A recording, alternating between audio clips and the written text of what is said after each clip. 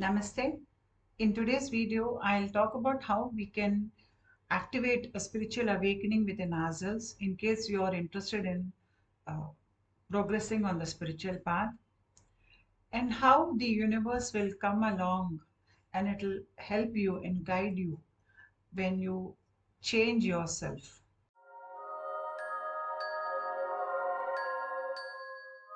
We all are aware of the chakra system in our body. The chakras are placed across various zones in your body. Every chakra has its attributes. It has different colors. The wavelength of the chakra is different. Some spin fast, some spin very slow. There is a lot of karmic baggage at some level. At other level, the chakra does not carry much of the karmic impressions. In the picture here, you can see the Aagna Chakra. Aagna Chakra is here, the third eye region. The Aagna Chakra, it has the least amount of karmic impressions in it. So it is very easy to activate this chakra when compared to the other chakras in your body. This chakra is the easiest to activate and it rotates very fast. When somebody is interested in the spiritual path, they want to accelerate their progression on the spiritual path.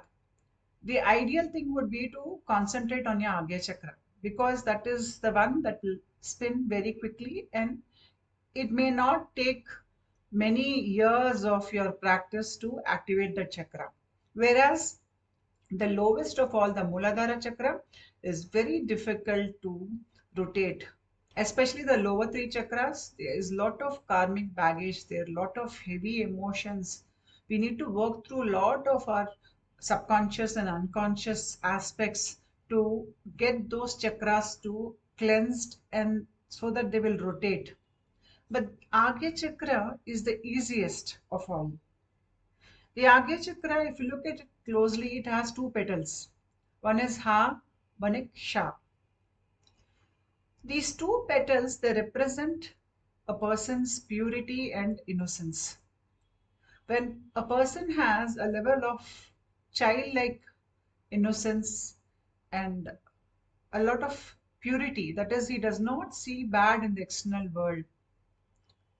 When a person has reached to that level, where he wants to live from his ethics rather than his lower egoic drives, these two petals easily activate in that person. When that person has reached that level in his soul evolution, they automatically start vibrating. Generally, for any person who's on the spiritual path, the first chakra to vibrate is the Agya chakra.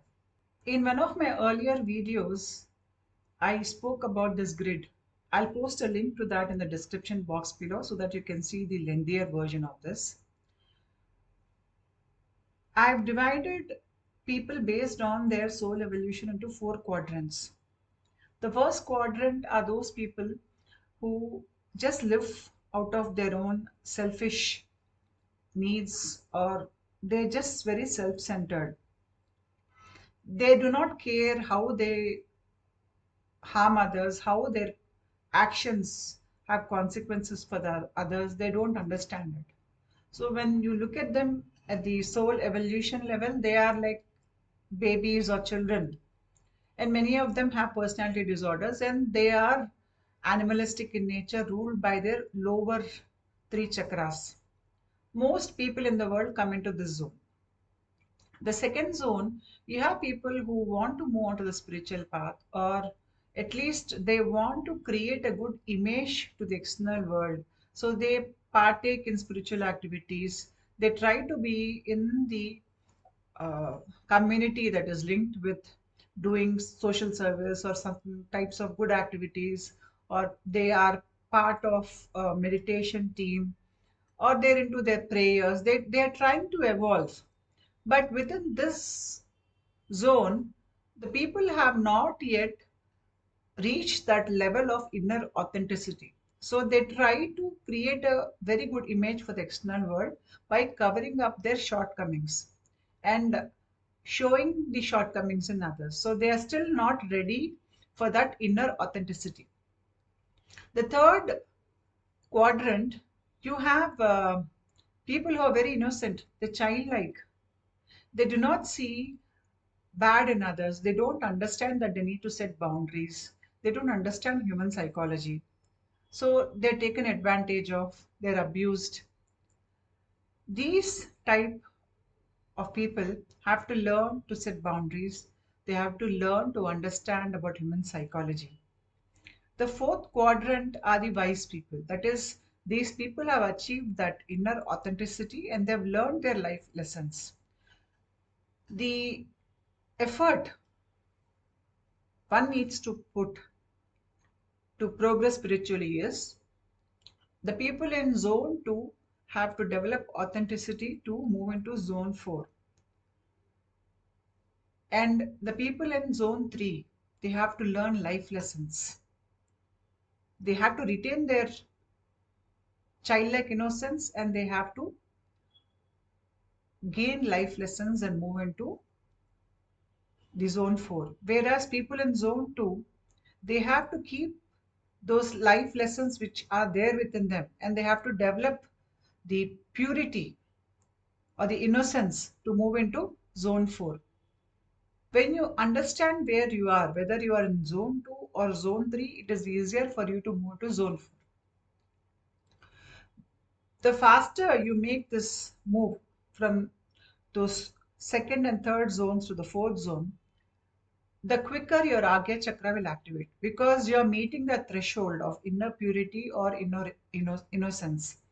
When you are nearing the threshold, you will start feeling the Aagya Chakra activating. It is vibrating. Many people who sit in meditation, they apply many methods. Some are into mantra chanting, some are into deep meditative practices, some of them are into mindfulness, some of them are living their life correctly, some are praying, some go on pilgrimage, but they all are striving towards learning and growing. And as long as you have the spark within you to learn and to change yourself, you will easily activate your Aagya Chakra. The first part, the first hurdle is crossed here. So, whatever you do, all the spiritual activities you do, you surrender that to a higher force. Then there is no doer. For example, I'm meditating for many hours together. I do yoga.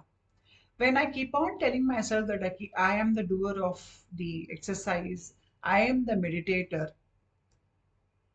it builds up ego within us. When we are moving into the egoic aspect, we are again cutting away from the divine.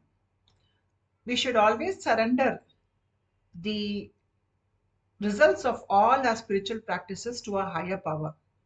If you are undergoing a Kundalini awakening, then please understand that you will meet Kali at one point in your uh, spiritual progression. You can surrender to her and you can offer all your spiritual practice, those results that come out of it, surrender it to her. If you believe in Jesus or Krishna or Buddha, whomever you believe in, please surrender all those spiritual results to that higher power. That way, we do not get caught up in this egoic drama that we are the doer. We are not the doer. Things happen through us. When we understand that, we evolve faster.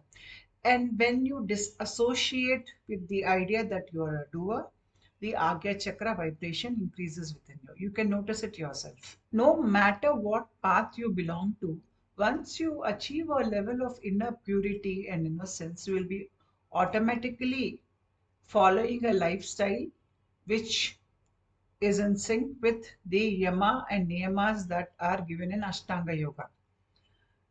A person who's spiritually inclined has these qualities once he has reached a level of inner purification.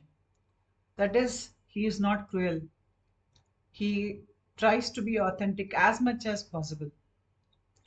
He does not steal others' light. He does not steal others' money. He does not steal others' energy or others' information. He does not do it. So, stealing can be of various kinds. He does not steal life from others. In fact, his design of life is such that he will only enhance the lives of people around him. Celibacy is very important, especially when you're having a down up Kundalini awakening. I made a video on celibacy. I'll post a link to that also in the description box below. Please watch it in case you have any doubts on the topic. He does not hold any ill will towards anybody. He has inner purity and external cleanliness. This contentment. When you are content, when you have gratitude, when you have compassion, all those higher emotions are related to your Anahata Chakra. In a way, through my experience, I've understood that the Aagna Chakra and the Anahata Chakra are somewhat connected. Once the Aagna Chakra activates, the next thing I've understood is that the Anahata Chakra wants to activate. There is a sync between the Aagna Chakra and the Anahata Chakra, some sort of a communication, which I realized. Especially people who are into devotion, Krishna Bhakti, the effect of the devotion or bhakti, the impact is on the Anahata Chakra, the heart region. When it impacts your heart chakra, then it has an impact on your Agya Chakra. In between these two chakras, you have the Vishuddha Chakra. When these two chakras are trying to open up and you're developing the required attributes within you for these chakras to activate, the Vishuddha Chakra takes the center stage here. Because when you are seeking inner truth, you want to live from your ethics, your pineal gland is activating or vibrating. You feel this inner need to speak your truth. You will no longer suppress your truth. So the effect of these two chakras activating is there on your Vishuddha Chakra. Chakras in your body are linked to each other. When one activates easily, it propels the activation in other chakras. When people start a spiritual practice, they feel vibration in this area. Few can see inner lights too. When they see this, they think they're very advanced in the process. They have to understand that they're still in the preliminary stages of the process. The activation and vibration of Agya Chakra can go on for many decades. Until that person is changing himself, you need to change yourself internally. You have to reach that threshold which I spoke about earlier. From here on, you will have to learn life lessons faster. When you are learning life lessons faster, the Agya Chakra activity increases. And then you have the other chakras opening up. The advanced symptoms of Agya Chakra opening up is when Kundalini moves up the spine, it opens the knots. Here you have the Rudra Grandhi, it opens it. Then you have a knot behind here, this area, it opens it. There's a knot which is like inside up in your palate. It opens a knot there at the warmer bone region. And then there are few other knots. So what I realized in my experiences, the energy has to flow into the head from all sides, that is through the parietal lobes, through the occipital lobe, the frontal lobe, that is the different lobes in your brain. The energy has to move into all those pathways. It's like 4 or 5 jets of energy is moving into your head from your body. That is an advanced pineal gland symptom. Until then, whatever vibrations you experience in the third eye region here, it is telling you that you're on the right path and now you are fit enough to receive the cosmic or pranic energy from the universe. The pineal gland is like a antenna. Once it starts vibrating, even very little, it starts attracting the pranic energy or the cosmic energy, or you can even call it as grace or Shakti from the universe. This Shakti that the pineal gland takes in is similar to something like a Shakti part given by a guru. Even a guru can start this process in your body by activating the pineal gland. Now, every Shakti path is not of the same level. It depends on the power of the Guru. So, some Shakti path will allow you to attract the cosmic energy, whereas some types of Shakti path can even awaken your Kundalini. Now, attracting the cosmic energy is not awakening your Kundalini. Kundalini is still sleeping at the Muladhara Chakra. Few on the spiritual path are searching for their Guru. We have to understand that our destiny brings our Guru into our life. But we can have gurus who are not in person. They come from other planes of existence. We have gurus who are of light. They are watching over humanity to see who is interested in spiritual progression. They come down to those people, they give them a helping hand and pull them up in the spiritual progression. We can receive Shakti path from such gurus who are not present in a physical body. When we are authentic, when we are qualified to receive the Guru's grace, they automatically come into our life. And we can work with Gurus who are on other planes too. So do not get worried if you don't have a physical Guru in your life. If you're destined to have a physical Guru in your life, he will come into your life.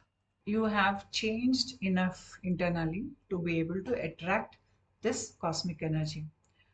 This can result in a top-down awakening, that is the energy coming down. Even for a Kundalini awakening, you need this prana. If you do not have this cosmic energy or this prana entering into your body, even Kundalini cannot work or it cannot rise up the spine. Now, what does this energy do to you? This gradual descension of the grace or the Shakti, it starts dissolving the egoic structures in your body. It prepares the body for a spiritual evolution. It clears away a lot of deep held trauma, pain. The more this energy descends on you, the more you change. It attracts higher vibration. You start living from a higher vibrational level. This brings in the scope of activating the other chakras in your body. You may experience states of void, states of bliss, or states of initial samadhi. And this can even give you certain psychic abilities or psychic powers. Eventually, over a period of time or over a few lifetimes, this can even turn into a Kundalini awakening process. Once you attract this cosmic energy and once you redefine your life so that you will attract this energy in the future also, you are just filling in your fuel for your spiritual evolution or for your soul evolution. You can speeden up this process by taking a diksha, chanting mantras, praying to God. You can increase your meditative practices. Seek a guru who's authentic. Try to keep yourself in a higher vibrational state. Transmute pain into life lessons. Increase inner authenticity. All these things will speeden up the Aagna Chakra activity and your capability to attract more of this energy. The effect of this energy that is descending is on the pineal gland. The pineal gland in your brain, that is what attracts this cosmic energy. It is like an antenna. And as long as you are having this antenna working, you are connected to the universe. Even when somebody has a Kundalini awakening, in a Kundalini awakening, I'm referring to the 3.5 coiled Kundalini, which is residing at the base of the spine. It wakes up and it moves through the central spine, the Sushumna channel, and it reaches up the Sahasrara to this area. The Kundalini awakening, when it happens at the initial stage, when Kundalini Shakti, it first moves up the spine from outside, not from inside. It takes a round around the spine, like shown in the second picture here. The reason it does this is the Kundalini too needs this prana that is coming from the universe. When somebody is having a Kundalini awakening or is destined to have one, the first chakra that they will experience activating in their body is the Aagna Chakra. They might feel headaches here, they could feel certain vibrations in this area, or when you touch this area, it is difficult. You will have these tingling sensations. You will not want anybody to touch that area. They even feel a lot of headache when they're standing in direct sunlight. They cannot see uh, lights which are very bright or the sun which is very bright. They find it very inconvenient. These are the first signs when somebody is having a Kundalini awakening and they are experiencing inner Agya Chakra activation. The prana is like fuel for the Kundalini. Say you think of Kundalini as a scooter. The scooter needs fuel. Even to activate the Kundalini awakening process, that is the down up process in your body, this prana has to enter the body first. And this prana enters when the pineal gland is active. The moment Kundalini wakes up, Kundalini Shakti, it rises around the spine, not through the spine. It takes a round around the spinal column. It comes here into the Aagna Chakra from the back side and it again goes down. It sort of creates an entry port for that prana to fall down into the Muladhara Chakra. When this happened to me, the Kundalini Shakti took about 1 or 2 seconds. It was like drilling up my back, but outside of my spine. It went in here, it came out from here, and it again drilled downwards. Few seconds after that, I could feel some dripping energy down into my Muladhara Chakra. Then Kundalini uses that as a fuel, and then she rises through the spine up. This pranic force is important for any type of spiritual evolution to unfold in your body. This is God Shiva. He has the river Ganga in his hair locks. There is a mythology that says, or a legend that says, Ganga was like a prana flowing in the cosmos, or she was like a celestial river that was flowing in the universe. And then sage Bhagirath, he brought down Ganga onto earth by praying to Lord Shiva. Ganga just released very little amount of her water,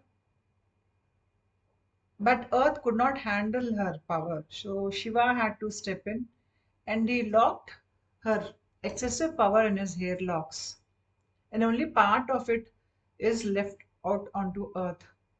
So the river Ganges or Ganga, it represents the pranic energy that flows in the cosmos. This pranic energy, it helps us to evolve. And that is why a bath in Ganga is considered to be very purifying. They say when you bathe in Ganga, few of your sins are washed away. Sins here mean that some egoic structure within you which is not allowing you to learn life lessons, that is getting washed away when you have a bath in this cosmic energy. So the river Ganga, which is there at Kashi, for me represents this cosmic energy which is there in the universe. After you have experienced few vibrations in the Agya Chakra area, the next thing to do is to develop positive emotions within yourself. And those emotions are related to your heart chakra. The more consciously you nurture these emotions or qualities within you, the faster your spiritual progress. The list of those emotions are all related to your heart chakra, especially devotion. Devotion to a higher power. We have many saints, poets, they always speak about deep devotion for a higher power. Sometimes it is a love for a twin flame or love for God. All these states, they allow us to go beyond our lower selfish egoic nature. We are operating a level higher than the lower three chakras. When you are operating from a level which is higher than the lower three chakras, you are automatically propelling your spiritual evolution. This is mouth where you can see the uvula at the back. Many during meditation, they will experience automatic folding of the tongue. The tongue starts folding backwards, or the tip starts touching the palate of the mouth, and it tries to move inwards. This is something like a Kechari Mudra, though it is not a total Kechari Mudra. It feels like the tongue is automatically trying to get into that position of Kechari Mudra. So, why do we experience this? This happens because the senses in a normal person are externally focused. That is, the eyes want to see what is happening outside, the ears want to listen to what is happening in the external world, the mouth wants to talk to others in the outside world, the mind is totally occupied with what is happening in the external world. In meditation or certain situations where you remain silent for prolonged periods of time, an automatic inversion of the tongue happens in the mouth. And this happens so that the Shakti or the energy which was externally focused is now turning inwards. That is the energy which you utilized for externalization of your thoughts or of your senses is now getting used inwards to process information within you. When you fold your tongue and when you go into deep meditation, your chances of activating the pineal gland increases. You will notice when you do this that your mind is not interested in the external world anymore. You are mostly processing information within your system. Your imaginations, your thought processes, the emotions that you experience here typically are that which are a part of your container. You're cut off from the external environment here. So the folding of the tongue here, which happens automatically, it is a pointer to the fact that you are using all that energy which you wasted externally. You are now using it internally to process the information within you. You could even experience prolonged states of silence when you do this. This will actually deepen your meditation. It will activate your parasympathetic nervous system. When the parasympathetic nervous system gets activated, you go into deep state of rest. When we are in deep state of rest, we're automatically connecting or we are automatically attracting more of this pranic energy to enter our body through the pineal gland. Further, when the tongue curls backwards, the Shakti which is internalized, the tongue is trying to connect the Shakti with the uvula at the back of your mouth, or it is trying to move towards the uvula. The reason being that when it connects at this level, the internalized Shakti moves, it reaches the spine and it goes up into a head. It creates an energy circuit there within the head. So the internalized energy is now being utilized at a higher level within your own system. This cosmic energy, it has an effect on our cerebrospinal fluid. Our cerebrospinal fluid, it surrounds our spine, it surrounds our brain, it is connected to the lymphatic glands in our body. In fact, the lymph in our body is 4 times the quantity of the blood that is there in our body. And the cerebrospinal fluid even communicates with the heart through the blood barrier. That is, there's a barrier, but through that barrier, there is an exchange that is happening between the cerebrospinal fluid and the inner blood circulatory system. The pranic energy which descends into our body, or the grace that descends into our body because of activation of the pineal gland, this has an electrical sensation to it. The electrical sensation of the prana, it changes the chemistry of your cerebrospinal fluid. The cerebrospinal fluid gets charged, depends on how much energy you are uh, absorbing into your system. For somebody who is undergoing a top-down awakening, I made a video on top-down awakening. I'll post a link to that in the description box below. Please watch it. You will understand what I'm saying even better.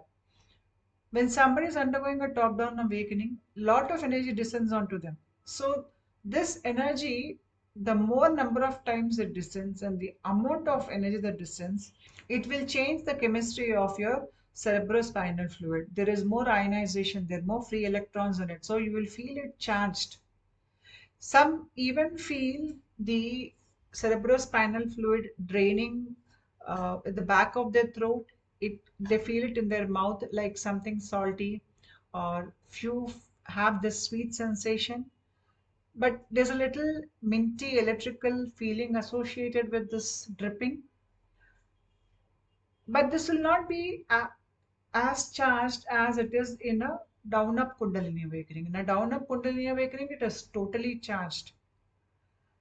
Here, it is charged enough for it to change your spiritual structures inside your body. The cerebrospinal fluid works along with the lymph system. This communicates with the blood circulatory system. So this charged energy is moving throughout your body. If it is charged very much, then you will feel electrical impulses all over your body. But if this charge is happening at a very low scale, then at a conscious level, you may not be aware of it. You will just feel that your pineal gland is vibrating a little. This phenomenon which is happening in your body, it will change the inner alchemy of your body. Now your body is preparing to take in more energy. The structure of your body, which was closed because of the ego that is there in it, now this starts opening up. You will feel it as vibration in your body. The more you receive this grace from the cosmic energy, the more you enhance your spiritual practices and you are changing yourself inside, the more this energy will descend onto you, and the more it will change you. It will open your container so that it can soak in more energy from the cosmos. Yogis do something called Kechari Mudra. Here, the tongue is taken back behind the nasal region here up, so that it can collect the dripping cerebrospinal fluid. When the cerebrospinal fluid gets charged to a level, it becomes Amrita, or the elixir. And it has a way of dripping down from here. Even when it is not totally charged, you will still feel the dripping. And through certain yogic practices and under the guidance of a guru, you can take your tongue, extend it behind the nasal area, and you can take few drops of it onto your tongue. Many yogis who sit in caves and they are in deep tapasya or deep meditative states or samadhi states for days together or years together, they don't eat anything, they don't drink, they don't sleep, their body does not get tired. And how is it? It is because of their Kundalini awakening, which moved from the spine up. The cerebrospinal fluid has totally changed. That is, the drop that is dripping from up from the Sahasrara, from the Bindu Chakra here down, it is totally charged. One drop of this elixir on your tongue, it can keep you away from hunger, thirst, and tiredness. That is the effect this has on a system. But even at a lower level where the Aagya Chakra has started vibrating, it is absorbing the cosmic energy and getting it into the body, charging. As I said earlier, it is connected with your heart also through there's a exchange between the cerebrospinal fluid and the blood circulatory system. This is how this energy reaches your heart area. For a person who's caught up in the lower three chakras, the ego drives his life. He cannot see the bigger picture. He looks at life from a small hole, is a slave of his desires. He is a slave of his thoughts, emotions, his fears. He cannot rise above his pain. He cannot rise above his selfishness. When this cosmic energy enters your body and your cerebrospinal fluid is charged, this, as I said earlier, it communicates with your blood circulatory system. So through the blood circulatory system, this energy even reaches your heart region. Once it reaches your heart region, it creates a link between your brain and heart. Earlier, your brain was working separately, your heart was working separately. But now there's a little change happening within you where, because you're using both your brain and your heart to make decisions in your life at a conscious level, you are able to rise above your inner selfishness. The more the communication link gets established between the heart and the brain, the faster the person can rise above his selfishness. This means that you have to attract more of this energy into your body to such an extent that the cerebrospinal fluid gets charged to a high level, and this creates a link between your heart and brain. But all this process starts with activating your Aagya Chakra. The Aagya Chakra is easy to activate. It is a quick ticket for spiritual evolution. Focus on the Aagya Chakra when you pray, when you do mantra chanting, when you're meditating, any practice that you do, selfless service, try to focus on it and increase the level of your inner authenticity. Learn your life lessons quickly that will further propel the opening of the third eye region. Your third eye opening can change the inner alchemy of your body. This is the easiest route to spiritual evolution. Thank you.